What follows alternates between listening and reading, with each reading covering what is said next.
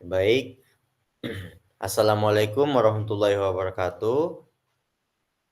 Waalaikumsalam Waalaikumsalam warahmatullahi wabarakatuh. warahmatullahi wabarakatuh.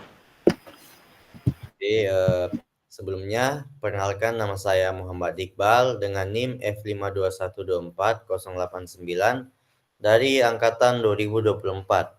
Nah, jadi pada pertemuan kali ini saya sebagai calon asisten praktikum dari mata kuliah Algoritma dan Pemrograman. Nah, pada pertemuan kali ini kita akan membahas conditional statement. Nah, jadi kita akan mempelajari bagaimana kita memeta-meta program yang ingin kita jalankan. Kita bisa memilih program yang ingin kita jalankan. Jadi tidak semerta-merta kita langsung menjalankan semua program dari awal sampai akhir. Nah, tidak teman-teman. Kita bisa memilih yang mana yang ingin kita jalankan dan yang tidak kita jalankan pada waktu-waktu tertentu. Nah, itulah nanti pembelajaran-pembelajaran yang teman-teman bisa dapatkan dari pertemuan kali ini. Jadi program teman-teman itu bisa jadi lebih fleksibel. Nah, nanti untuk pada bagian penjelasan kita kita pelajari secara singkat tapi jelas teman-teman, biar penjelasannya itu tidak terlalu meribetkan teman-teman sendiri. Nah, oke. Kita langsung saja pada ke materi. Nah, apa itu conditional statement? Nah, pernyataan kondisial adalah sebuah perintah dalam program pemrograman yang digunakan untuk menjalankan suatu blok kode hanya jika kondisi tertentu terpenuhi. Nah, teman-teman harus perhatikan di sini disebutkan program akan jalan apabila kondisi tersebut terpenuhi. Nah, jadi untuk membuat sebuah kondisi tersebut terpenuhi harus ada pernyataan yang bernilai benar atau true agar sebuah kondisi tersebut terpenuhi. Jadi di sini saya perumpamakan untuk teman-teman, kondisi itu seperti jika, maka. Nah, itu analoginya. Jadi kondisinya itu disebut jika, maka ini disebut pernyataannya. Nah, contohnya kayak jika hujan, maka saya akan membawa payung. Nah, itu dia contoh analoginya. Jika ini sebagai kondisi dan maka ini sebagai pernyataannya, teman-teman. Nah, oke. Kita lanjut lagi. Satu kondisi yaitu ditandai dengan adanya if. Nah, di sini teman-teman harus ingat penjelasan saya tadi, yang dimana if ini adalah sebagai kondisinya dan pernyataannya itu adalah ini, nilai lebih dari sama dengan 75. Maksudnya itu nilai ini berarti memiliki variabel nilai memiliki nilai 80.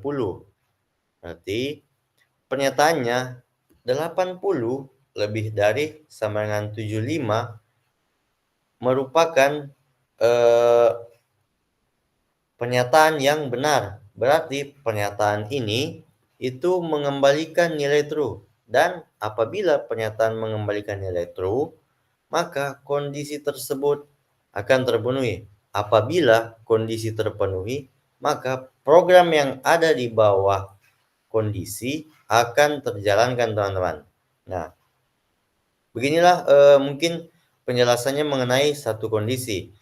Ini cukup simpel karena hanya menggunakan satu kondisi saja, teman-teman. Oke, kita lanjut ke dua kondisi. Yang pertama, di sini yang membedakan dalam dua kondisi ini ada penggunaan else. Else ini dia bisa dibilang seperti pilihan terakhir. Nah, kenapa? Karena apabila ada beberapa kondisi, ada kondisi yang semua kondisi tidak terpenuhi, maka program akan larinya atau jalannya ke else. Karena itulah fungsi dari else ini. Dan ingat, else ini tidak memerlukan pernyataan seperti kondisi-kondisi yang ada, teman-teman. Saya contohkan ini. Nilai, variabel nilai sama dengan 60, yang berarti pernyataan pada kondisi ini 60 lebih dari sama dengan 75. Nah, dalam program ini 60 itu lebih dari sama dengan 75 itu merupakan salah. Maka kondisi pernyataan ini itu tidak benar, teman-teman. Maka mengembalikan nilai false. Karena pernyataan ini mengembalikan nilai false, maka kondisi ini tidak terpenuhi, maka program yang dibawanya pun tidak akan berjalan, teman-teman. Karena kondisi ini tidak terpenuhi, maka program akan langsung menuju ke else. Nah, inilah fungsinya else, teman-teman, yang saya jelaskan tadi. Maka yang program yang akan berjalan adalah kode blok program yang ada di bawah else ini, teman-teman. Oke, kita lanjut pada lebih dari dua kondisi. Nah, sebenarnya ini tidak berbeda jauh pada penjelasan-penjelasan sebelumnya, cuman yang membedakan adalah di sini adanya elif. Elif ini seperti yang disebutkan lebih dari dua kondisi. Jadi, contohnya teman-teman ingin membuat kondisi ada 5 kondisi. Jadi, untuk kondisi pertama itu ada if, terus elif, terus elif, terus elif lagi, terus akhirnya else ini bebas. Teman-teman mau pakai atau tidak itu tergantung dari program teman-teman. Nah, itulah fungsi dari elif, teman-teman. Saya ingin tahu, teman-teman, nilai yang benar dari program ini yaitu mengembalikan nilai apa, teman-teman? Nilai A, B, atau C pada terminal. Ada yang bisa jawab? Apa pertanyaannya bisa diulang? Apa pada program ini, apa yang akan dikembalikan oleh program ini pada terminal? Nilai A, B, atau C? Saya coba menjawab, Kak. Ya. Print B. Karena Alasannya? dia lebih dari 80, jadi dia keluarnya B. Berarti yang keluar pada terminal itu B? Iya. Karena 85 lebih dari sama dengan 80? Iya, Kak. Oh ya, betul. Memang karena dalam pernyataannya ini 85 lebih dari sama dengan 80. Karena pernyataannya tersebut terpenuhi, maka kondisi tersebut akan berjalan. Nah, yang tadi menjawab Citra, terima kasih ya. Oke, kita lanjut ke kondisi berikutnya. Nah, di sini ada multiple kondisi. Multiple kondisi adalah pernyataan dalam pemrograman yang digunakan untuk melancarkan lebih dari satu pernyataan secara bersamaan. Nah, di sini maksudnya itu, jadi kalau sebelumnya untuk menentukan nilai-nilai lulus atau tidak itu hanya berdasarkan nilai dengan hanya berdasarkan nilai, teman-teman. Nah, gunanya multiple condition adalah kita bisa membuat beberapa pernyataan untuk membuat kondisi tersebut terpenuhi. Nah, di sini contohnya itu seperti membuat dua pernyataan, yaitu untuk menyatakan sebuah kondisi itu untuk membuat sebuah program mencetak kelulusan atau tidak itu dari nilai ujian dan nilai dari kehadiran. Nah, itu dia perbedaannya multiple kondisi dengan kondisi-kondisi sebelumnya, teman-teman. Kita bisa buat beberapa pernyataan. Nah, dalam multiple kondisi itu dia menggunakan operator and, or, dan not. Ini merupakan operator logika. Nah, kita akan bahas satu-satu secara singkat saya nanti, teman-teman. Nah, menggunakan operator and. Nah, ingat teman-teman, untuk menggunakan operator and ini, supaya dia bisa mengembalikan nilai true, maka kedua pernyataan harus bernilai true, yang dimana nilai akhir atau 80 lebih dari sama dengan 75 itu merupakan nilai true. Nah, maka pernyataan pertama itu benar. Dan 85 lebih dari sama dengan 80. Nah, pernyataan ini pun benar, pernyataan kedua. Dan apabila pernyataan kedua dan pernyataan satu dan kedua itu benar, maka kedua pernyataan ini akan mengembalikan nilai true apabila menggunakan operator and.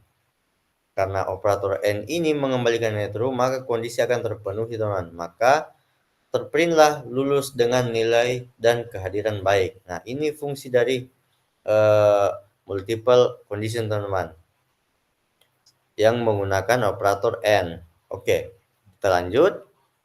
Menggunakan operator or. Nah, yang pertama, di sini teman-teman harus tahu juga maksud dari operator or ini bagaimana. Nah, operator or ini kita hanya perlu salah satu dari dua pernyataan ini yang benar. Kalau and tadi harus dua-duanya benar. Kalau or ini cukup salah satu dari dua pernyataan yang benar untuk mengembalikan nilai true. Nah, tapi kalau dua-dua pernyataannya benar, tapi menggunakan or, itu sama sekali tidak apa-apa, teman-teman. Kecuali kedua pernyataan salah, maka akan tetap mengembalikan nilai false. Nah, di sini kita lihat nilai akhir sama 70, yang berarti 70 lebih dari sama 75. Nah, ini mengembalikan nilai false, teman-teman. Dan pernyataan kedua, nilai tugas 85 lebih dari sama dengan 80. Nah, ini pernyataan kedua mengembalikan nilai true, teman-teman. Berarti yang mengembalikan nilai true hanya pernyataan kedua. Tapi karena or itu cukup salah satu dari dua pernyataan mengembalikan nilai true, maka operator or mengembalikan nilai true dan kondisi pun terpenuhi. Maka terjalanlah kode blok yang di bawahnya, yaitu masih ada harapan lulus.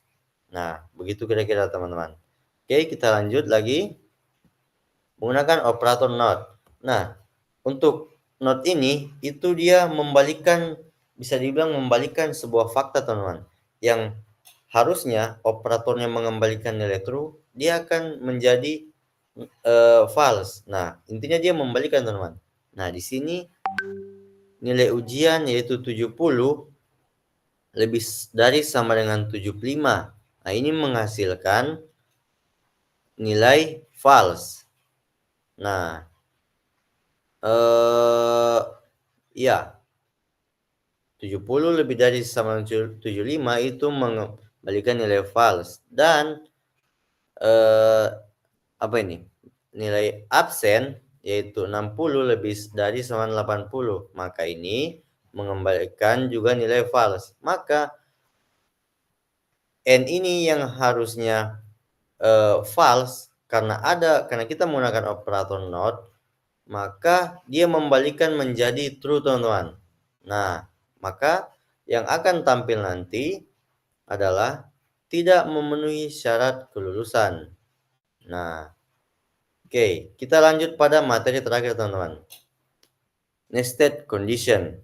Nah, maksud dari nested condition ini yaitu kondisi di dalam kondisi atau bisa disebut juga pilihan yang ada di dalam pilihan. Saya contohkan teman, teman-teman memiliki pilihan mau minum atau tidak, tapi teman-teman memilih mau minum. Nah, pada dalam pilihan mau minum ini ada lagi pilihan mau minum air panas atau air dingin. Nah, itu yang dimaksud dari nested condition, teman.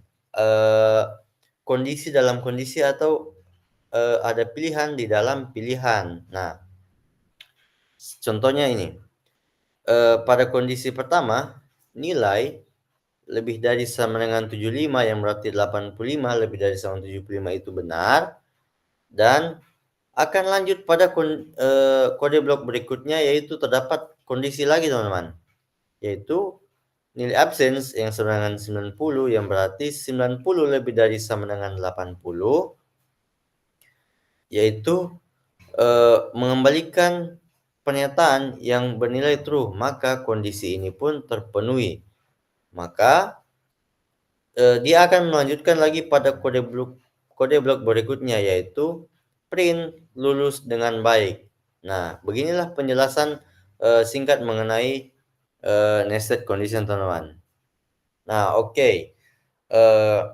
Mungkin ini yang bisa saya jelaskan mengenai condition statement, teman-teman. Nah, kita masuk pada langkah implementasi. Nah, kita di sini menggunakan Visual Studio Code, teman-teman. Nah, ini dia beberapa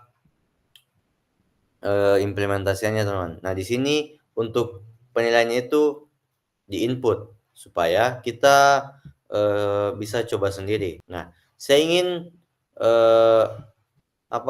bertanya kepada teman-teman, apabila untuk nilai ujian saya mengisinya itu 60 dan presentasi kehadirannya itu 75. Nah, ada yang bisa jawab yang muncul di terminal nanti itu apa, teman-teman? Ada yang bisa jawab? Saya Kak, Ya, boleh, Sandy. kalau dari saya itu mungkin tidak lulus Kak, Tidak lulus. tidak lulus. Oke, kita coba. Nanti kau bisa berikan jawabannya, kenapa, alasannya. Oke. Nah, tidak lulus. Alasannya kenapa bisa yang muncul itu tidak lulus, Sandy? Kalau dari saya kan Kak, di sini kan dia nilainya itu lebih dari 75. Nah, terus tadi dimasukkan itu 60, jadi dia langsung otomatis pindah ke else dia pilihannya. Jadi tidak perlu dia jalankan if itu. Oh ya, berarti dia kondisi tidak perlu masuk pada nested kondisi lagi, begitu? Iya. Oke. Oke, teman-teman, itu tadi penjelasan kita tentang conditional statement. Tadi kita sudah belajar juga bagaimana caranya program itu bisa berpikir dan membuat keputusan berdasarkan kondisi tertentu. Kan kita tadi menggunakan if, else, dan elif. Bahkan kita juga menggunakan operator perbandingan dan operator logika. Nah, semoga dengan adanya praktikum ini kita cuma tidak paham sintaksnya, tapi kita mengerti juga bagaimana logikanya program ini berjalan di program. Nah, karena logika itu yang terutama dalam program ini, teman-teman. Kita harus paham logika untuk sebuah pemrograman. Nah, mungkin sedikit saja motivasi dari saya. Jangan pernah takut sama yang namanya error. Karena dalam dunia coding itu, error itu bukan musuh, tapi itu guru paling jujur. Kalau program teman-teman itu error, itu artinya dia ajak teman-teman untuk lebih belajar, lebih dalam. Kalau teman-teman sudah bisa melewati error itu, berarti teman-teman sudah mendapatkan pelajaran yang baru atau kode-kode yang baru. Nah, untuk teman-teman semoga tetap semangat belajar, jangan ragu untuk mencari pembelajaran yang baru, dan teman-teman juga ingat semua programmer hebat itu juga pernah bingung waktu pertama kali ketemu if else, sama kayak kita sebelum-sebelumnya itu. Teman-teman juga pastinya sebelum ini tidak paham apa yang namanya if else itu, pasti teman-teman tidak paham. Tapi karena dengan adanya praktikum ini, teman-teman bisa paham. Jadi jangan pernah kehilangan semangat untuk terus belajar, teman-teman. Mungkin terima kasih banyak karena sudah menyimak. Sampai ketemu pada sesi praktikum selanjutnya. Ya, mungkin itu saja. Saya ucapkan assalamualaikum warahmatullahi wabarakatuh. Waalaikumsalam warahmatullahi wabarakatuh. Terima kasih Kak. Terima kasih, Kak. Oke.